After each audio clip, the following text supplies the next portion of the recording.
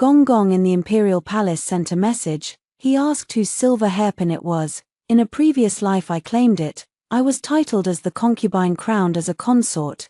Xiao Chengyu treated me exceedingly well, putting me first in everything.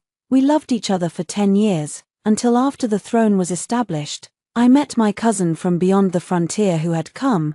His expression changed, his eyes darted about. He would intentionally or unintentionally have me call my cousin into the palace, saying he was afraid I would be lonely and needed someone to keep me company. At that time I was too naive to notice that they had long since exchanged confidences privately. On the verge of death he asked me to place the hairpin at the tomb of my eldest sister. In this life I missed. May we be together in the next. It turned out he had previously mistaken me for my cousin, leaving a regret, reincarnated again. I gave the hairpin to my cousin 01. My cousin looked at the hairpin in my hand, about to speak but stopping. I smiled and said, "Cousin, this was originally yours. Why not take it now?" Cousin's eyes wavered, a bit puzzled. "But this isn't what you like. You gave it to me years ago." She is as timid as a mouse and cares deeply about my feelings. I understood that she is actually insecure. After all, her family fell on hard times. 5 years ago the whole family moved to the capital to seek refuge with our family. She has always been watched and judged at home. Although I joked that she shouldn't be so constrained, cousin remained the same. When we go shopping for food, we always buy one extra portion. Everywhere people praise me. If anyone praises her for her beauty, for being glorious and stunning, she would say she does not compare to me in the slightest. She always lives carefully. This led to the tragedy in the previous life. In the previous life, I thought my family was eminent, and I acted domineering, willful, and frivolous. When the palace sent the hairpin to ask about it, I immediately claimed to be the hairpin's owner. At that moment, Eunuch Chen was delighted beyond measure. In his eyes seemed to descend some huge good fortune. I was very puzzled and asked him about it. Although he showed nothing outward, in his words he was congratulating me. "Miss Shen, you'd better not push our family too hard. As long as you understand that it's a good thing, that's enough." After saying this, he hurried back to the palace. Thus I spent the day in a daze. Early the next morning, that eunuch came again with news. It was said that the crown prince invited me to meet at the Lotus Blossom Pavilion. At the sound of those words, I was overjoyed. I had long heard that Crown Prince Xiao Chengyu was wise, brave, and unmatched in talent. That day I was in a daze. The maid dressed me up in splendid attire, and I rushed to the Lotus Blossom Pavilion, hoping to make a good impression on him. 02 As soon as we arrived at the Lianhua Pavilion, he had long been waiting. Xiao Chengyu wore a red brocade garment with python patterns. The cuffs were embroidered with gold thread. A white dragon pattern jade pendant hung at his waist, and he stood with the poise of a pine tree, truly radiant and dazzling, enough to make one unable to look away. My face reddened, like a ripe red tomato. Although my gaze wandered and I did not dare to look directly, I could tell that the look he gave me was equally stunning. Though I may not excel in zither, chess, calligraphy, or painting, when it comes to appearance, I am first-rate in the capital, and no woman has yet been able to surpass me in this regard, so I was quite confident. With a backing, his brows were sharp and his eyes bright, with oblique phoenix eyes. A trace of enigmatic laughter curved at the corner of his mouth. "Miss Shen," I responded politely. "Miss Shen, please forgive this rude one. You truly are, as others say, a beauty of the first generation." My face grew even redder, but the praise was a recognition, and there was no shyness in it. "I am aware, Your Majesty." Xiao Chengyu paused, seemingly not expecting my straightforwardness, and burst into uncontrollable laughter. Thus we chatted back and forth, one remark after another. In the end, he sent me home. I watched him leave with heart full of joy. My cousin's expression was complex and silent. When I asked her, she remained tight-lipped. Yet I could feel that her mood was not good. The next day, His Highness the Crown Prince personally issued a marriage mandate. The entire Shen household was happy about it.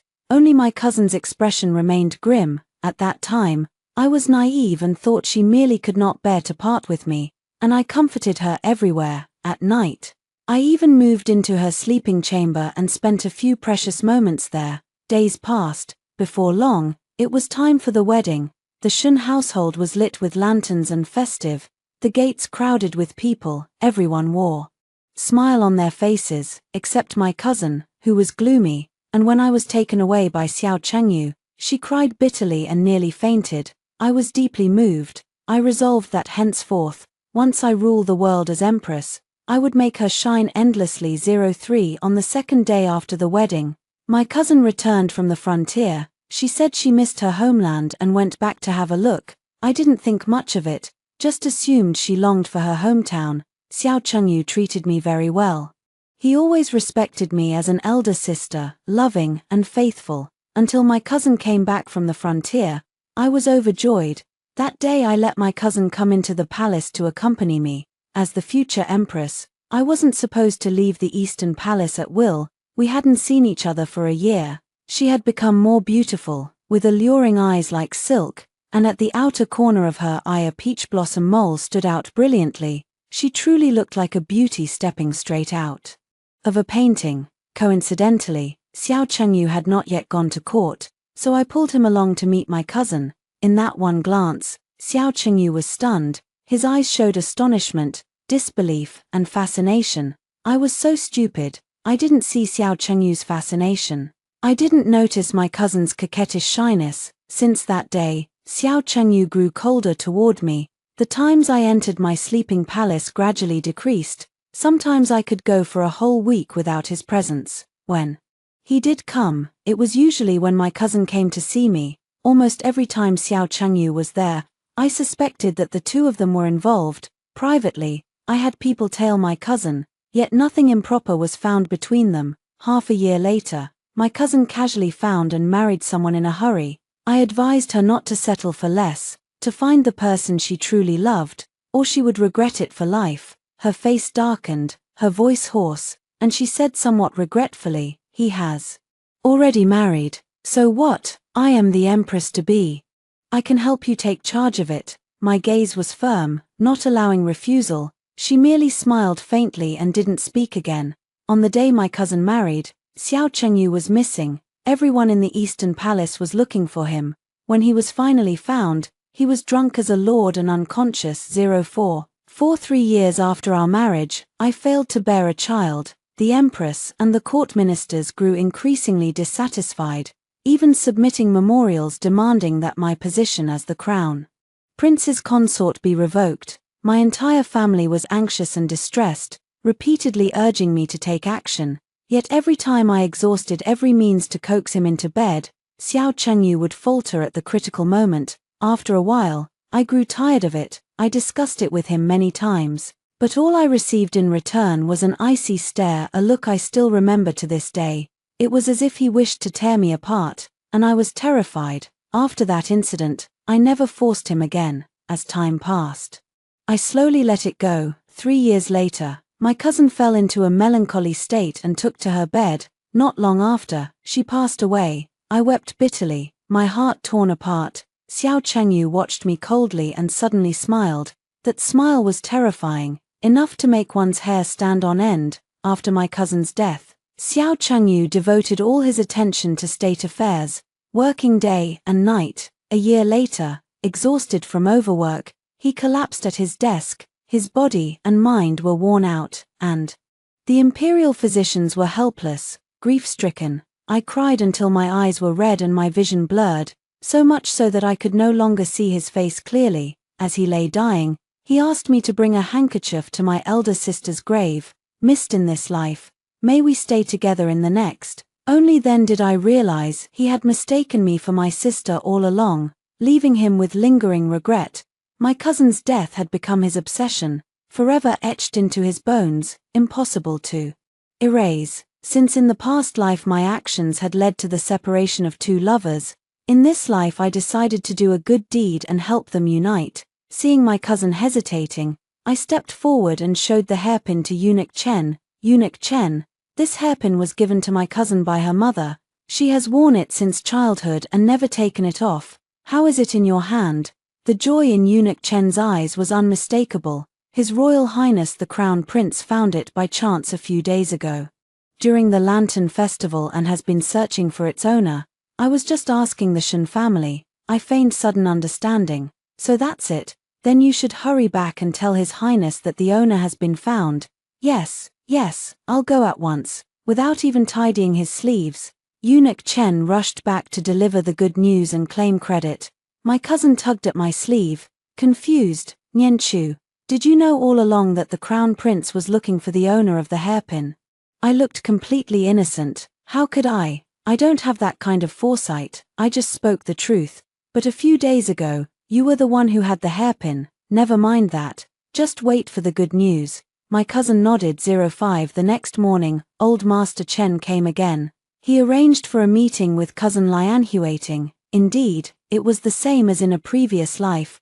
Cousin was overjoyed and hurried to Jinxiu Fang to commission dresses. I had beforehand sent cousin the blue and white embroidered silk dress I had custom made at Jinxiu Fang. This was the color and style Xiao Changyu liked most. It was also the dress cousin wore the first time she entered the palace in the previous life. His astonished gaze at that time was unforgettable for all time. After the dressing, cousin went to Lian Huating for the appointment. By sunset, cousin had returned from Xiao Changyu's carriage. The two of them talked and laughed all the way. They truly seemed a match made in heaven, a perfect pair. Cousin helped Xiao Changyu down from the carriage. She almost stumbled, but Xiao Changyu reacted quickly and supported her waist, his expression tender. Be careful. Cousin lowered her head shyly. Thank you, Your Highness. After escorting cousin into the residence, Xiao Changyu prepared to depart, and I turned to go back to the palace. Suddenly he called me back. I looked over at him. His eyes were complex, hesitating, and after a moment he spoke. Nianchu, thank you for your help. I was startled, incredulous. He, too, had been reborn, and knew that I had been reborn as well. How did Your Highness know I was reborn too? He fell silent for a moment, then muttered, if you hadn't been reborn, with your disposition you would have claimed the hairpin for yourself. My heart suddenly ached, almost unable to breathe, as if something was stuck in my throat. 10 years of marriage, and he had always believed I was a schemer who took advantage of others' favors. After sighing, everything he wished to say dissolved into a sigh and became a silhouette. Before closing the door, I whispered, may Your Highness have all you wish. This life, too, I have atoned for my wrongs. From now on, I will no longer owe cousin. Xiao Chengyu's expression was peculiar. His mouth seemed to move but not move. His face showed no joy or sorrow, and eventually he slowly faded from my sight. He had been raised since childhood to be heir apparent, and his joys and sorrows never showed on his face. There would be no further intersection between us. It is better to keep a distance. 06. Since then I have been avoiding him. Every time he sends my cousin back to the residence, I wait for him to leave before I come out. It's just that the maid Green Lotus says she always feels someone is inquiring about my daily life. Why would that be? Why wouldn't there be? Every day someone asks about you. Though miss, I have said nothing. I told Green Lotus that if he encounters any more inquiries about me, she should bring him over in the evening. Green Lotus caught the person. After interrogating him severely, he finally was willing to speak. It's His Highness the Crown Prince. I could hardly believe it. What exactly does Xiao Changyu intend to do? Is he afraid I'll cause trouble and bully my cousin? He really has a serious paranoia. He is the lofty Crown Prince. I cannot stop him from monitoring me. I can only pretend nothing happened. I let this person go. Then I had Green Lotus feign deafness and muteness. As usual, some trifles can be told. The next day I go to Qingsha Lane to buy preserved fruit. In my previous life, I loved this little thing the most, but Xiao Chengyu always blocked me from buying such dirty trinkets for the lowly, because I am the noble crown princess consort.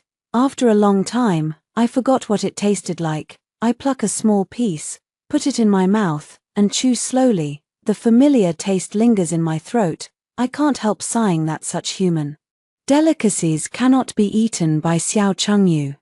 Which is truly a pity. Just as I had finished leaving the shop, my cousin arrived behind me, and Xiao Chengyu came with her. My cousin eagerly linked her arm with mine. Nian Chu, what a coincidence. You're buying preserved fruit too? I forced a smile. Yes, what a coincidence, Your Highness the Crown Prince. I greeted Xiao Chengyu. His gaze was cold. and he seemed a bit disdainful of the preserved fruit in my hand. With some anger in his eyes, I turned away from him and smiled at my cousin. "Aunt, are you also buying preserved fruit?" She nodded eagerly and then asked the shopkeeper to pack 2 portions to take away. I was puzzled. Though my cousin says she likes this little thing, she can't store it for long. Her delicate stomach would be full after only a few bites. "Right, Aunt, can you really finish all of it?" My cousin blushed. "We'll eat it together with Linju." I was startled, and looked at Xiao Chengyu in disbelief. Didn't he dislike these folks' snacks? Why is he going to taste them himself today? After nodding, he didn't linger and left. After walking a few more steps, I suddenly felt a hot gaze upon me. When I turned around, I could see nothing. 07 home, just resting. The pothose plant then brought in a letter. It was carried by Xiao Chengyu's personal attendant. After tearing it open, it made my anger surge. The letter says I am not to eat these trashy snacks anymore. If it's in the past life someone managed me, fine. In this life, there will be no contact with anyone who has the right to restrain me. I burned the envelope. The next day I went to the shop again to buy candied fruit.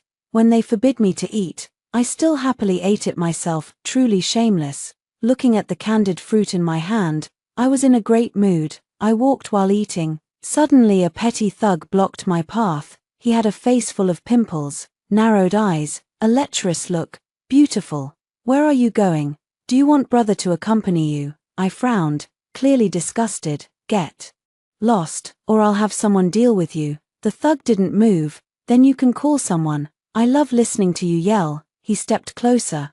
I retreated step by step. Soon I toppled back, pressed against the wall. I was about to pick up the stick nearby and beat him when the thug didn't budge. A young man in a red brocade robe, with his hair bound by a red headband, kicked the thug's chest and stomach one after another.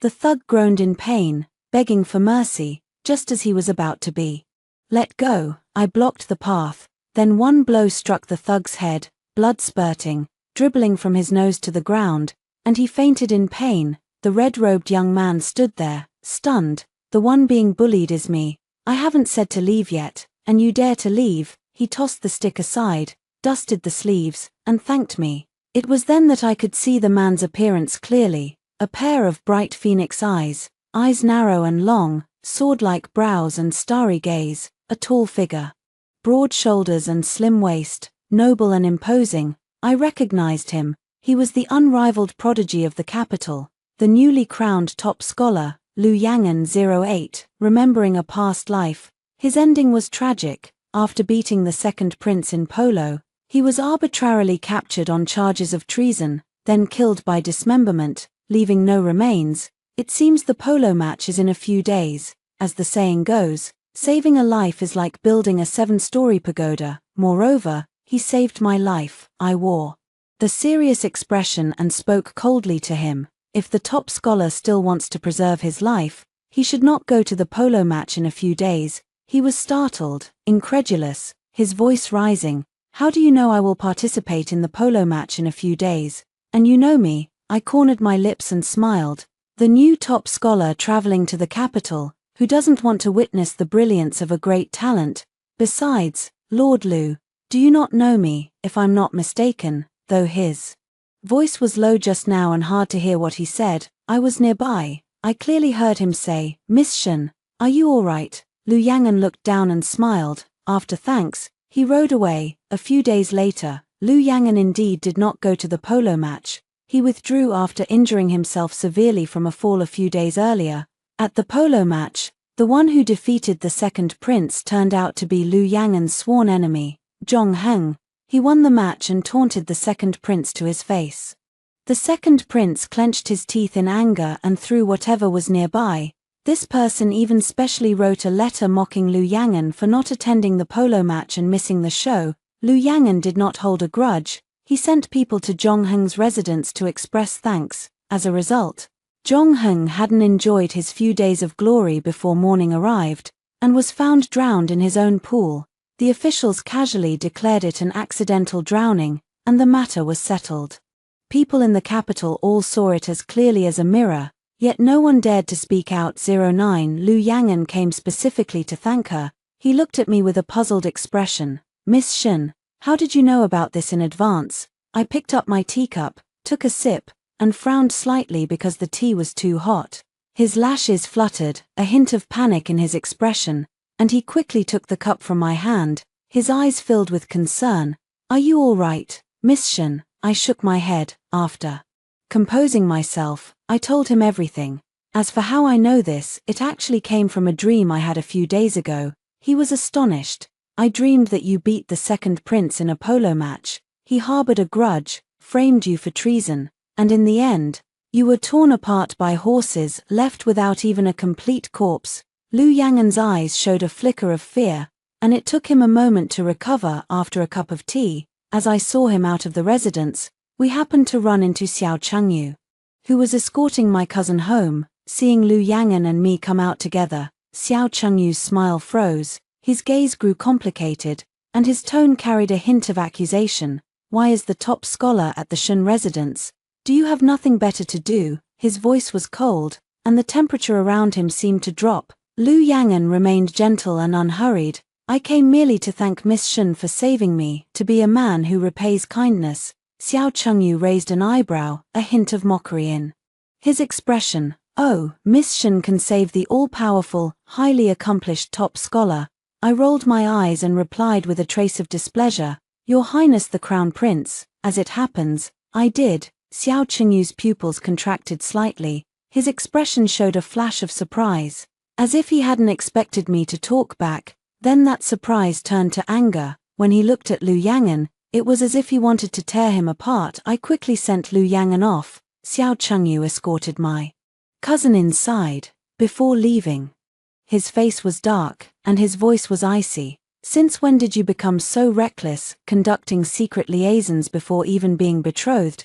My face showed no extra expression. I only said coolly, wasn't I the same in the previous life? Your Highness, with your poor memory, it seems you've forgotten everything. His jaw tightened, he furrowed his brows, pulled down the corners of his mouth, and gritted his teeth. It seems I've spoiled you too much. With a cold snort, he flicked his sleeve and left. I gave a scornful smile and returned inside. 10 At the birthday banquet for Empress Feng, my cousin and I both received invitations. For a court banquet that symbolized status, my cousin's humble standing would normally disqualify her from attending.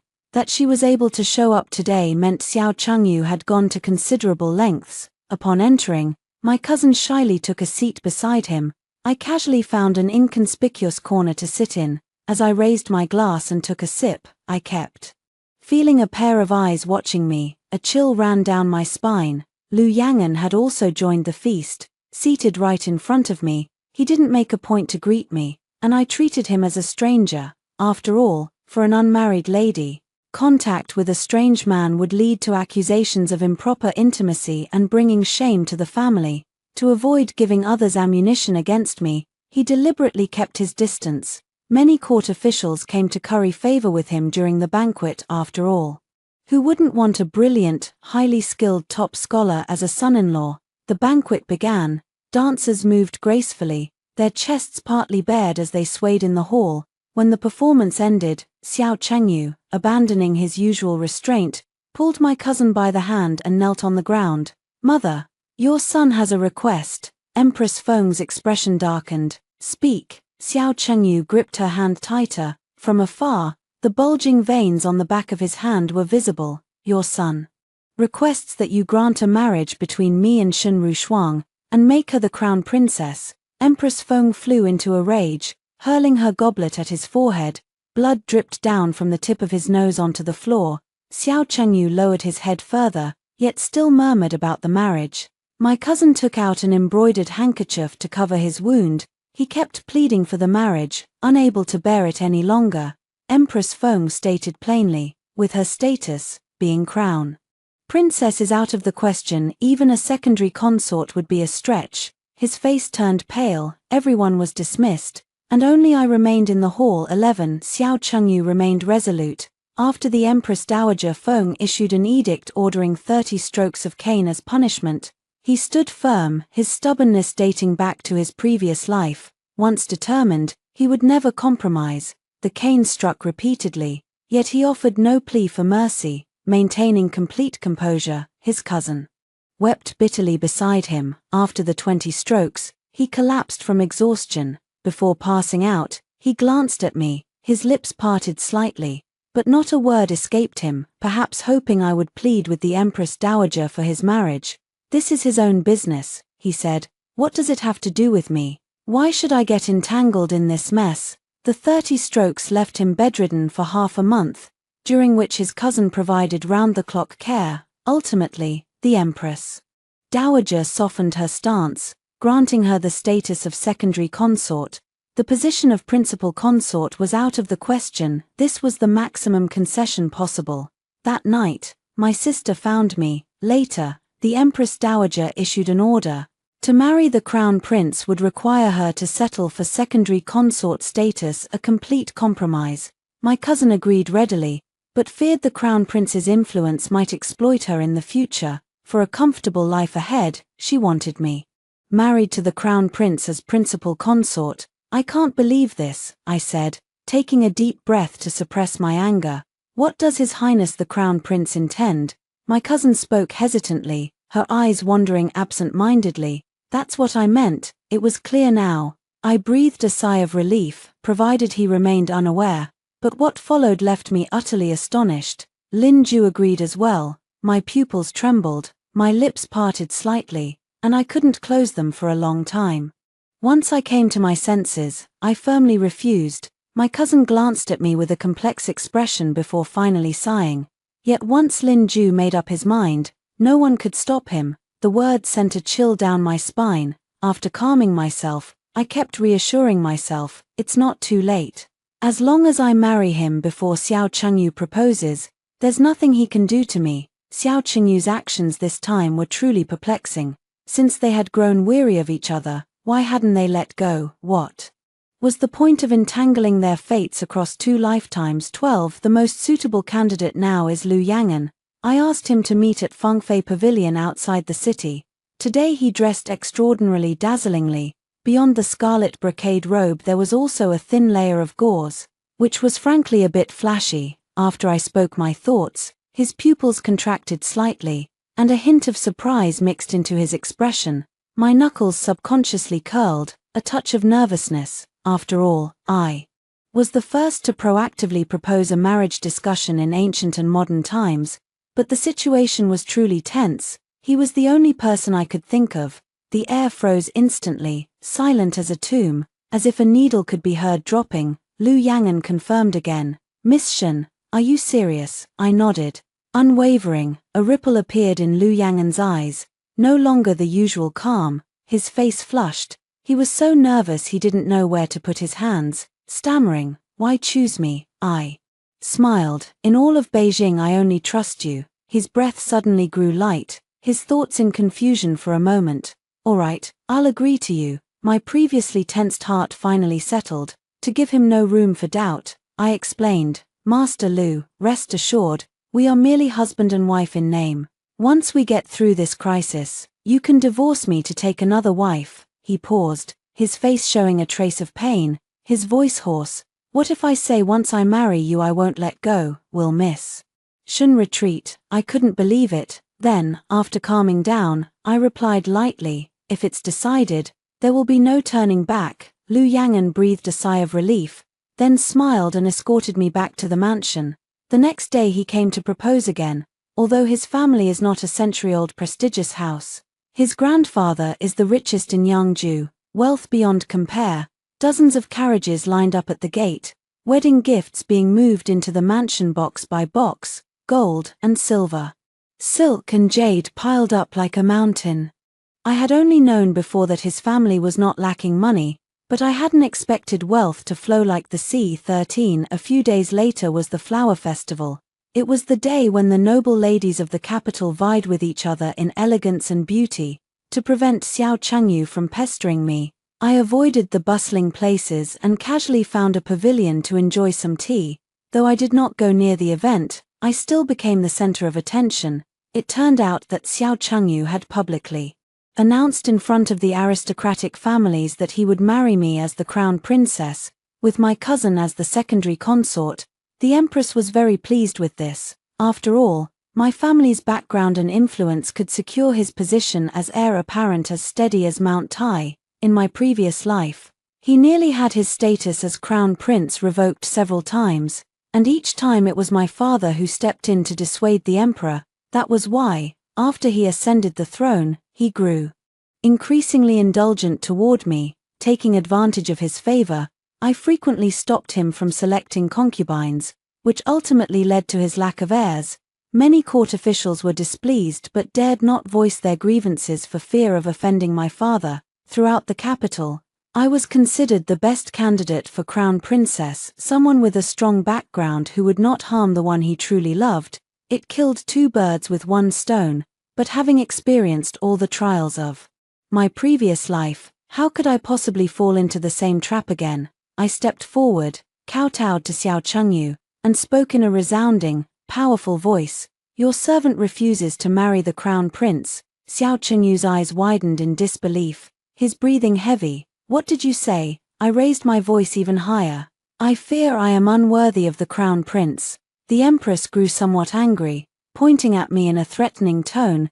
Have you thought this through? Linju is the crown prince, the future ruler of the realm. If you become the crown princess, you will eventually be the empress, the mother of the nation. Are you truly willing to give that up? I dropped to my knees with a thud and prostrated myself before the empress. My voice was sorrowful, choked with emotion. It is not that I am unwilling, Your Highness, it is simply that I have already been betrothed a few days ago. Our 8 characters have been matched, and the auspicious date has been set. All that remains is to send out the invitations. Xiao Chengyu could not believe his ears, his eyes bloodshot. He pointed at me with a trembling hand. Shen Yanchu, how dare you marry someone else? How could you treat me like this? I remained calm and composed, utterly indifferent to the past life. My voice was icy cold. Please, Your Highness the Crown Prince, marry another. Xiao Chengyu rushed forward to grab me, but fortunately, Lu Yian appeared in time and pulled me behind him. His gaze was tender and affectionate, filled with unspoken warmth. Everything was conveyed without words. The empress, annoyed, cast a cold glance at me. Forget it, Linju, since she is so ungrateful. There are plenty of women in the capital far more virtuous and clever than her. Everyone, leave. 14. The night palace was bright with lanterns. The guards' eyes were grayish, their expressions exhausted, yet they remained diligent. Handmaidens carried lanterns to illuminate the way for the guests. I walked beside Lu Yangan. Just as we reached the palace gate, a sharp rebuke rang out. Halt! Xiao Chengyu strode forward with great momentum. He studied me intently for a moment, his expression unusual, his voice somewhat urgent. Nyan Chu, the dress you're wearing, where did you get it from? This was the birthday gift my mother gave me last year. He dragged at my arms in disbelief, eyes reddened, voice urgent. Did you go to the Lantern Festival last year? I gave a faint smile. Yes, I went, and I happened to be wearing today this white orchid brocade dress. He froze for a few seconds, then, as if all his strength had been drawn away, he slowly loosened his grip on my shoulders and collapsed listlessly. His mind seemed vacant, as he murmured to himself, "It's all because I was blind, mistaking a fish's eye for a pearl. At the Lantern Festival, I mistakenly took you for Shuang and me. That day you dropped a silver hairpin, which I picked up. I thought you had claimed the hairpin for yourself. Little did I expect, I was not surprised. This had all been within my expectations. In fact, in my previous life I already knew he had mistaken my cousin for me, but I did not want to tell him the truth. The truth no longer mattered. After so many years of living together, he had never suspected anything, which could only mean he did not deserve it." Xiao Chengyu's expression collapsed, wildly different from his usual calm, his look weary and haggard. "Nyan Chu, I mistook you for Shuang." He grabbed my shoulders again, gazing at me, his voice hoarse. "Will you give me one chance to make it up to you?" I remained calm, not moved at all, and replied coldly, "Your Highness, everything has already been settled. You and I are two people walking in opposite directions toward the heavens. Let us part as strangers." After shaking off his hand, I turned and left without looking back. Xiao Chengyu stood there in a daze, utterly miserable. Only now did I understand clearly, it was too late. Everything had already passed beyond repair. 15 In the following month or so, Xiao Chengyu kept writing letters for his courtiers to deliver to me. He paid no heed to my cousin's feelings at all. I never opened any of those envelopes. I burned them all in the furnace. He still bothered me, repeatedly trying to arrange to meet. I ignored him. Time wore on, and he grew impatient. A month before the wedding, Lu Yang'an was arranged to go to Jingju to handle flood relief. It was obvious without saying, this was surely Xiao Changyu's doing. He still would not leave me alone, wanting to drag me into hell with him. But I was gradually walking toward the light, and how could I agree to return to that high, unreachable city wall? To be safe, I left for Jingju with Lu Yang'an. His eyes reddened slightly as he held my hand, pulling me into his embrace. Nyan Chu, you don't have to be like this. He regards me as a thorn in his side, and this journey will be fraught with danger. There's no need for you to suffer. I returned the embrace. It was because of me that you're in this predicament. I will face it with you. The next morning we hurried toward Jingju without delay, passing through a bamboo forest. A fierce wind roared, crows scattered in the sky. The two of us felt that something was off. This place was not suitable to linger. We urged the horses onward toward our destination. Suddenly, a band of mountain bandits attacked. Fortunately, Lu Yang'an's martial arts were superb, easily fending off several bandits. One by one they were driven to the ground in pain. He had no handy weapon, and in the end the bandits fled. Who was the mastermind this time? We both understood, and kept it to ourselves. 16 Lu Yang'an led the people of Jingju to build canals and release the water. I stood nearby, giving porridge to the refugees. After half a month, the Jingju floodwaters were resolved smoothly. It was almost 10 days until the day of marriage. When I got home, the whole family wore grim expressions, all silent. My elder cousin's sister used to come out to greet us when we returned home, but today she was nowhere to be seen. Her inner chamber was unusually quiet as well. I knocked on the door lightly. After a long while, she slowly opened the door. When I saw her, I was stunned, speechless. Not having seen her for just over a month, she had become so haggard. The whole person looked exhausted, with disheveled hair and a grayish under-eye circle. I didn't know how long it had been since she last slept. I asked her, what happened? Her voice was aggrieved, her expression weary. Lin Ju. He broke off the engagement. She collapsed into my arms, crying bitterly. Seeing her reddened eyes, I sighed. This might be for the best. Cold-blooded, after all, is the emperor's heart. How long can a moment of love last? There are beauties all over the world, but the emperor's love is just a passing illusion, blown away by a wind, unrecoverable. Xiao Chengyu believed his cousin's sister had deceived him, causing him to misrecognize her as me, leading to the tragedy of your past life. Like in the past life, he would still blame others and would not deeply reflect on himself. After Xiao Chengyu cancelled the engagement, he went to the imperial court to ask the emperor to grant the marriage to me. The emperor became furious. You scoundrel, do you want to snatch my wife? He persisted stubbornly. The emperor ordered confinement. Before repentance, one may not leave the East Palace. 17.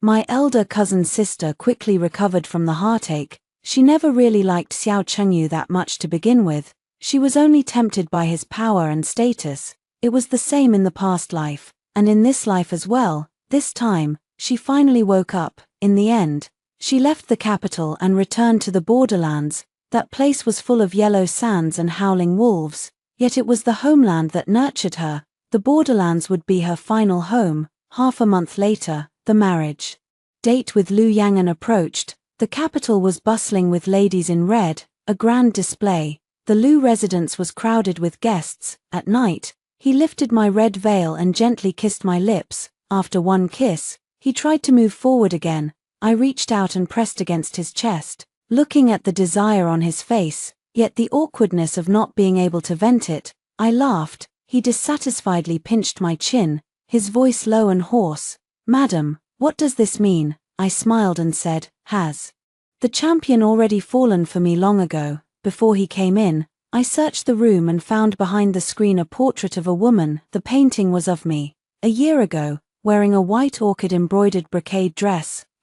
His face reddened. He whispered, on last year's Lantern Festival, there were not only Xiao Chengyu who fell in love with you at first sight, but also me. I hadn't yet recovered from the shock when he overwhelmed me. He reached out and pulled aside the drapery. The red curtains swayed with the bed, as if a raging sea. Clothes were scattered on the floor, the ground in disarray. The evening breeze blew in from the window, and the red candles danced merrily in the wind, as if recounting the joy in the room. 18. When Xiao Chengyu was imprisoned, the princes all harbored wolfish ambitions, co-opting powerful figures at court to vie for the throne. My father and Liu Yang'an were among them. Though Xiao Chengyu's eyes were blinded to people's true characters, he was indeed a good emperor for the country and its people. In the previous life, his heart did not lie with me, yet he was an irreplaceable wise ruler. From childhood he held a noble status, trained to be the heir. He could write to calm the world, and in war he could stabilize the realm. Therefore, for the sake of the country and the people's peace and prosperity, we refused the conspirators' requests and steadfastly chose Xiao Chengyu. A month later, Xiao Chengyu finally woke up to the truth, dedicating himself to national affairs, becoming the emperor's right hand. 3 years later, the emperor died, and Xiao Chengyu ascended the throne. He undertook grand construction to solidify the realm's foundation. For a time, everyone praised him as an extraordinarily enlightened ruler, yet the harem was empty, with only a few exquisitely beautiful women lingering. They all shared a common trait. They looked very much like the same person. Years passed. Xiao Chengyu's rightful consort position remained vacant. Many court ministers grew discontent and submitted memorials, all of which were rejected. He adopted the legitimate son of the Prince of Yang as his own, carefully cultivating him. 20 years later, Xiao Chengyu abdicated, spending his days by the peach tree that he and I had planted together.